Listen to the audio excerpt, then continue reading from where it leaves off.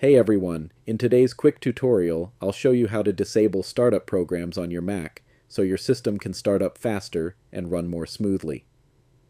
Start by clicking the Apple logo in the top left corner of your screen and choose System Settings if you're on Mac OS Ventura, Sonoma, or Sequoia. Once the settings window opens, scroll down the left sidebar and select General, then click on Login Items.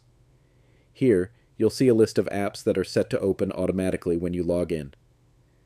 To stop an app from launching at startup, simply select it and click the minus button below the list. That's it. Next time you start your Mac, that app will no longer open on its own. Disabling unneeded startup programs can really help speed up your Mac, especially if it's been running slow lately. If this video helped, don't forget to like and subscribe for more quick Mac tips.